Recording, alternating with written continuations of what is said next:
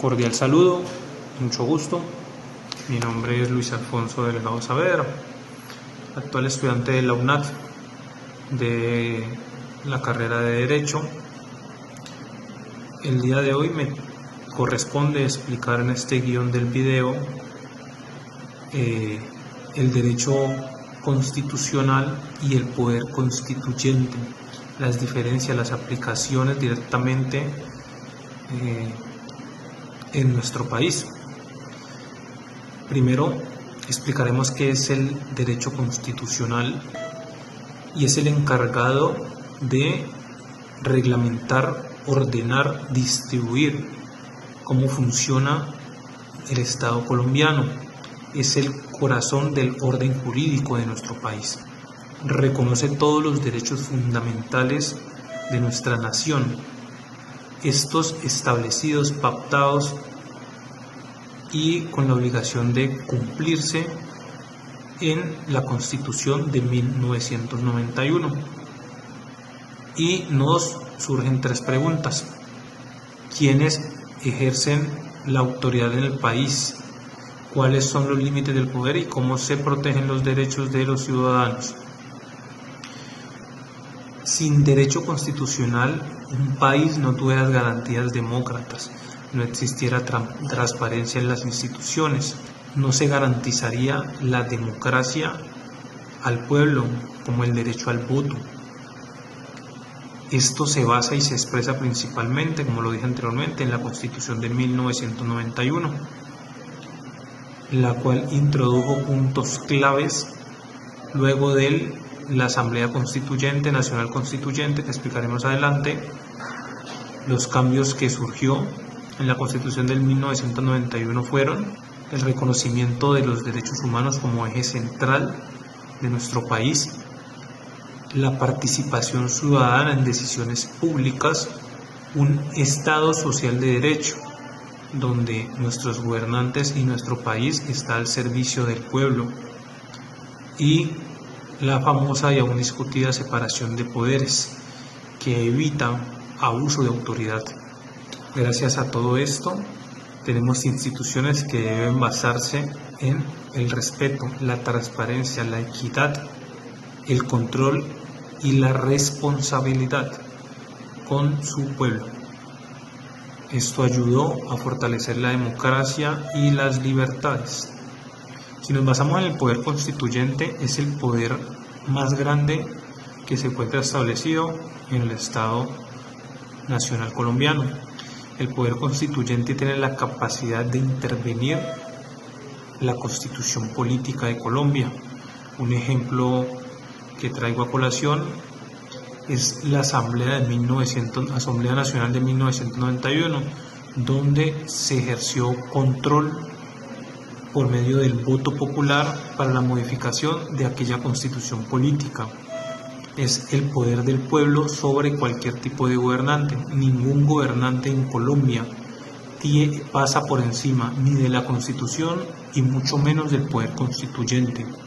Con esto concluimos que el derecho constitucional es el que organiza y ejerce control sobre Colombia, y el poder constituyente es el poder mayor en la nación colombiana, capaz de modificar ese control, esa constitución, modificar cualquier tipo de mandato, evita abuso de autoridad y ejerce los derechos humanos como principal fuente a resaltar en la democracia actual de nuestro país. Buen día, soy Patricia García, estudiante de segundo semestre de Derecho en la UNAD, y voy a hablar acerca de la parte dogmática de la Constitución Política de Colombia, títulos 1 y 2, la cual constituye el núcleo axiológico y normativo del Estado colombiano. Cuando hablamos de la parte axiológica, recordemos que axiología es la filosofía de los valores, o sea que allí están definidos los valores que rigen y los principios que rigen al Estado colombiano. Esta parte dogmática, según González Cadena, en su documento del 2012, dice que se trata de la expresión del poder constituyente del nuevo constitucionalismo latinoamericano, un pacto social que busca superar modelos elitistas y abrir espacios de participación ciudadana. Tal como él lo dice, vemos y hemos venido estudiando cómo en los últimos años en Latinoamérica, países como Colombia, Ecuador, Bolivia, han creado nuevas constituciones donde el poder del constituyente primario es fundamental, donde hay participación del pueblo. No es una ley impuesta desde arriba o desde el presidente o desde un monarca, sino que cada vez más se tiene en cuenta al ciudadano para que participe en la creación.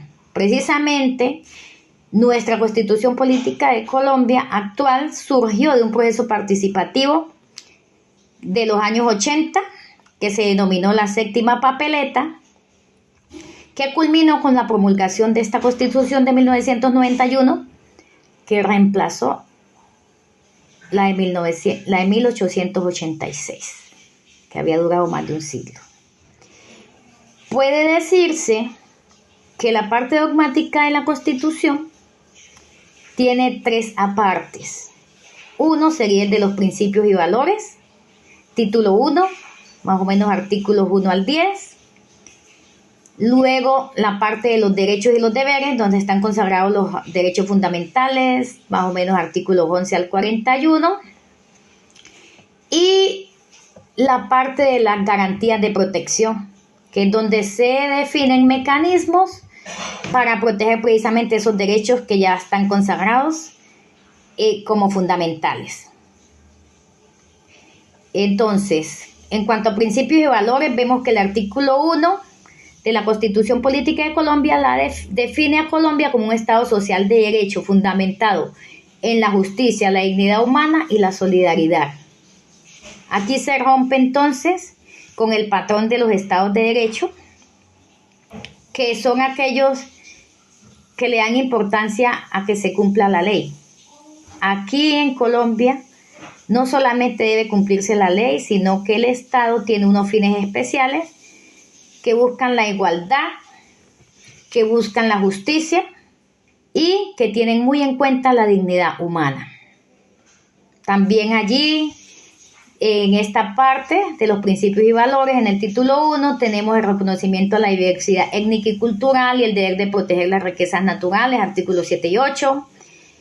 Y un reconocimiento de la soberanía y la autodeterminación de los pueblos como fundamento para determinar la política internacional. Eso está en el artículo 9. Ya en cuanto a los derechos y deberes, el primero que encontramos, el primer derecho es el derecho a la vida, que está en el artículo 11, y pues dice que es inviolable y es la base de todos los demás derechos. El derecho a la igualdad, que está en el artículo 13, prohíbe la discriminación y otras medidas de acción y determina y ordena medidas de acción afirmativa. El derecho al debido proceso, que está en el artículo 29, la libertad de expresión, de conciencia, de asociación, el derecho de libre asociación, artículos 18, 20, 38. Aquí, de alguna manera, ya está expresándose ese pluralismo político, social y cultural que se había definido en los principios. El derecho a la participación política, que está en el artículo 40 y 41, es como el fundamento, está fundamentado en ese principio de democracia participativa que se había definido entre los principios y valores de Colombia. Roncancio Bedoya, en 2022, dice que los derechos fundamentales tienen fuerza normativa en el orden constitucional colombiano, a diferencia de los derechos humanos universales, y que cuentan con mecanismos de protección como la acción de tutela. Y entonces allí entramos a hablar de esa tercera parte, que es acerca de la garantía de protección, donde la acción de tutela, consagrada en el artículo 86, sería, a mi parecer, de los más importantes. ¿Por qué? Porque es la que más ha utilizado el pueblo colombiano. Creo que es el logro fundamental de la Constitución, que acercó la justicia al pueblo, porque cualquier persona, cuando siente que le están vulnerando sus derechos, puede acudir a la justicia para que le sean restituidos y de manera célere un juez puede tomar una decisión con respecto a ello. En Colombia el derecho, la mayoría de tutelas son para garantizar el derecho a la salud, por ejemplo, derecho a la libertad, en fin. Y cuando hablamos entonces de la acción de tutela, cobra relevancia el derecho fundamental también de petición que está consagrado en el artículo 23, porque permite que cualquier ciudadano pueda elevar peticiones respetuosas a las autoridades y a obtener pronta resolución. Entonces, no es solo que le contesten cualquier cosa, sino que le resuelvan cuando esta persona siente que están vulnerando sus derechos.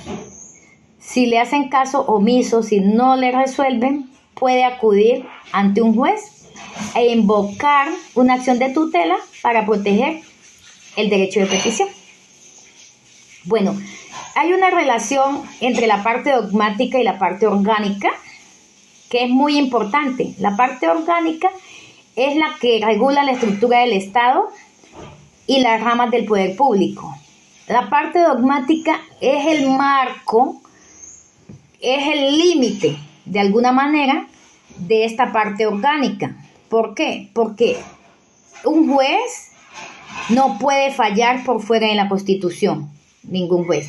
Asimismo, cuando el Poder Legislativo, Senado y la Cámara, hace leyes, hace normas, tiene que tener como marco, solamente se puede mover dentro de lo que la Constitución permite. No se puede salir de allí, ni ningún alcalde o gobernador, ninguna persona que haga parte del Poder Ejecutivo puede tomar acciones que contradigan a la Constitución.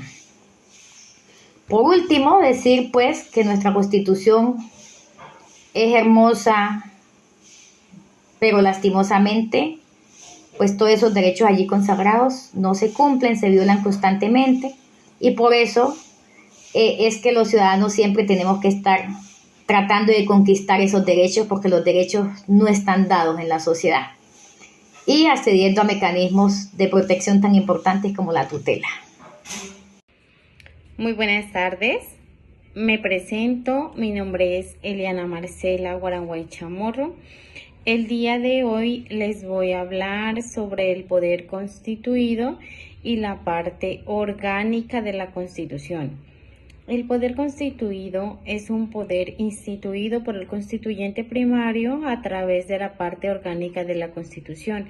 El poder constituido hace referencia a los poderes instituidos y regulados por la Constitución, como los órganos que ejercen las funciones del Estado, como por ejemplo la rama del legislativo, que es la que se encarga de crear y de formar las leyes, de modificar la Constitución a través de actos legislativos y ejercer control político. La rama ejecutiva se encarga de ejecutar estas políticas, de administrar el Estado y las rentas. Y finalmente la rama judicial, que se encarga de administrar la justicia resolviendo conflictos entre individuos y entre estos y el Estado. Además, se encarga de proteger y garantizar los derechos, así como también resuelve controversias sobre cuestiones jurídicas a través de sentencias, fallos, entre otros. La función del poder constituido es la de gobernar, administrar, desarrollar y aplicar y definir la Constitución en el Estado dentro de los límites que se establecen en la misma. Así pues, para los actores González Cadena y Lascaro Castellar subrayan que estos poderes deben actuar en función de la supremacía constitucional y la efectividad de los derechos fundamentales. La parte orgánica de la Constitución es el conjunto de las normas que se dedica a estructurar y regular el poder constituido.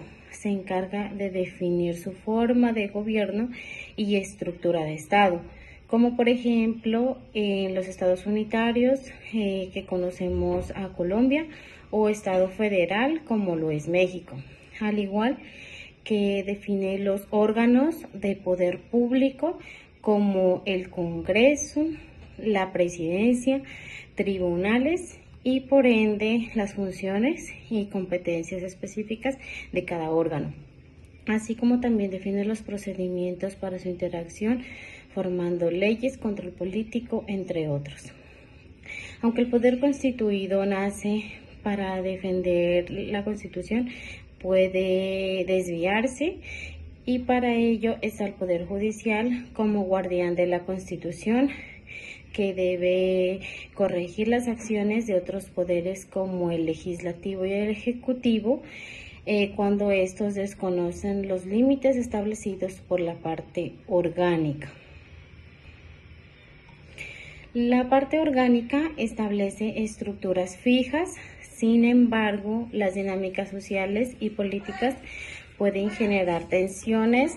La parte orgánica establece estructuras físicas, sin embargo, las dinámicas sociales y políticas pueden generar tensiones, ya que van en una constante evolución y no permanecen estáticas, llevándonos a tomar una postura de reflexión crítica que implica reconocer que el poder constituido, si bien debe respetar el marco orgánico, a menudo debe buscar vías de interpretación evolutiva para adaptar las funciones a las nuevas realidades según sean las necesidades de la sociedad, siempre y cuando no se traicionen los principios esenciales establecidos por el poder constituyente. La parte orgánica de la Constitución es el espejo normativo del poder constituido, otorgándole forma, legitimidad y límites. Su estudio y su crítica se centran en evaluar su estructura institucional que sea efectiva, siendo el vehículo más adecuado para realizar los fines supremos del Estado, que son los derechos y principios consagrados en la parte dogmática. Muchas gracias. Hola, ¿qué tal? Mi nombre es Luis Alberto Herrera Salazar, soy estudiante de Derecho, actualmente estoy cursando la materia de Derecho Constitucional General.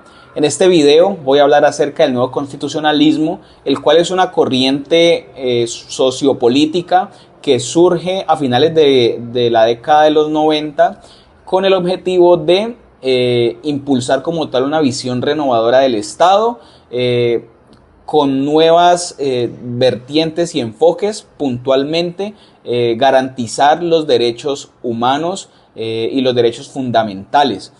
También pues como tal promover la equidad y la igualdad y la justicia social. En Colombia, a través de la Constitución de 1991, o pues la Constitución colombiana representa como tal un ejemplo de este proceso pues como tal de cambio, de renovación, de justicia social, de garantías de derechos humanos, y se vuelve como tal un ejemplo para países latinoamericanos como Bolivia, como Ecuador, como Perú, que más adelante también reformularon su constitución. Hay que tener en cuenta que en Colombia el poder se divide en tres ramas, el cual está el poder ejecutivo, en cabeza del presidente, el poder legislativo, conformado por el Congreso de la República, y el poder judicial, que está conformado por las altas cortes.